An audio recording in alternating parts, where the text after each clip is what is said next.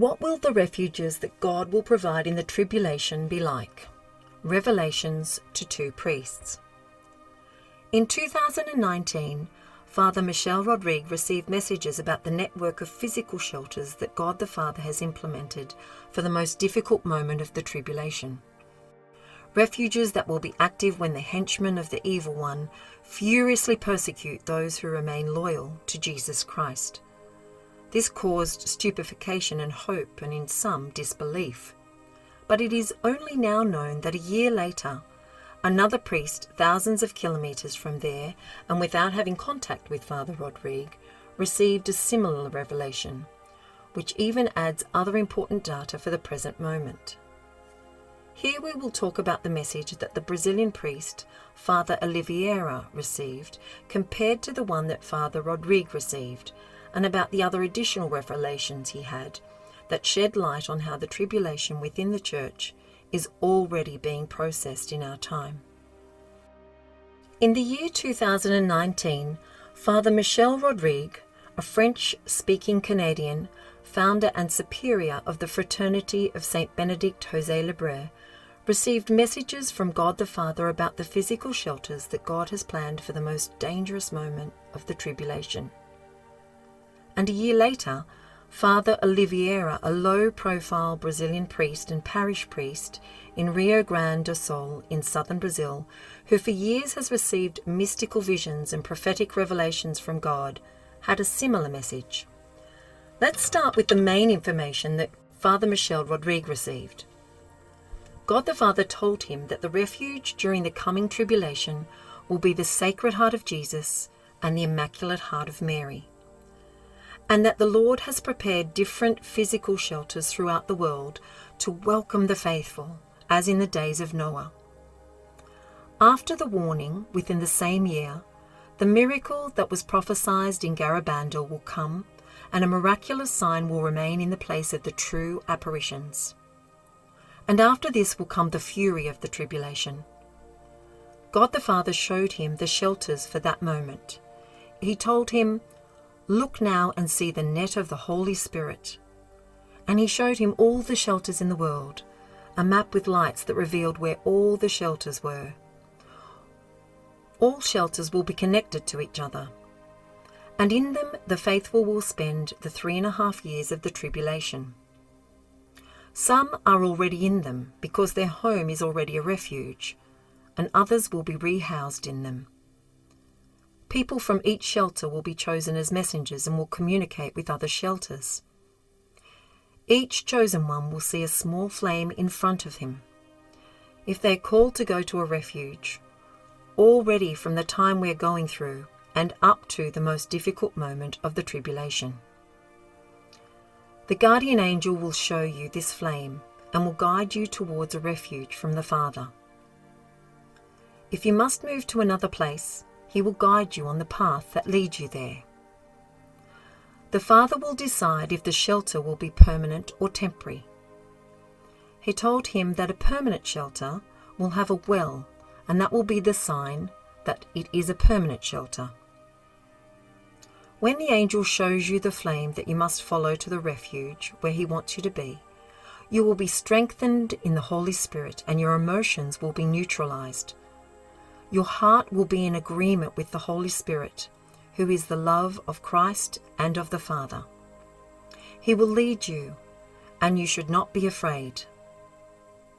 When people enter a shelter, many will be cured of major illnesses so as not to be a burden to others. Yet they will still suffer the normal pains of humans on earth. God showed him that when that time comes, the people in the shelters won't miss anything. They will not miss the Eucharist because he will have prepared the priests to go from one place to another. There will also be a priest serving each refuge, and when the priest is not there, the angel will carry the Holy Host for people to receive communion. People will not be sad for not going out, but happy for what they will see happening outside. We will only be concerned with doing the will of the Father, and our hearts will not be troubled by sadness and weariness. In each refuge there will be an angel of the Lord who will prevent entry to those who do not have the sign of the cross on their forehead. And from the shelter you will see the hunters who are under the control of Satan go outside the shelter. Sometimes they will look like an army, other times like a person working for the New World Order. They will see each other go by, but they will not see the shelter. They will not be able to hear, see, or enter the shelter. The people from the shelter will not carry a mobile phone and will leave the car far from the shelter. They will not use the internet and will throw away the computer, the television, and any type of electronic device because the devil has already worked on these products before. He has implemented within them the means to find you wherever you are. On May 12, 2020, Father Oliveira had an interior locution during a retreat for priests. He was told that the warning was drawing near, that testing days are on the horizon like a gathering storm. It is already possible to see heavy clouds and storm lights on the horizon. The sound of thunder can already be heard. The sign of the Lord will be great, and the world will be amazed at his power. Here he is talking about the prophesied miracle in Garabandal. Shortly after he gives the signal, science at the service of the powerful will convince many that it is a natural phenomenon, or something that does not need divine intervention to happen. The children of light, however, will know that it is a signal for them to walk towards the shelters. A cross on the forehead of the children of light will be the mark. The forehead of a child of light will have that luminous cross that only a few will be able to see. But evil is so cunning and malicious that many, in many parts of the world, will receive the other mark, that of the beast, without knowing it. Others will flee to avoid receiving the mark, and others will receive the mark to help the children of light. Because in the future, whoever does not have this mark will not be able to buy or sell. Then some spiritual martyrs will offer their bodies to help the children of light. They will suffer a lot. They will get sick and confused. The Lord, however, will send his angels to help these poor suffering.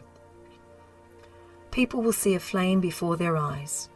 You must follow this flame because it is the Holy Spirit who will be showing you a refuge.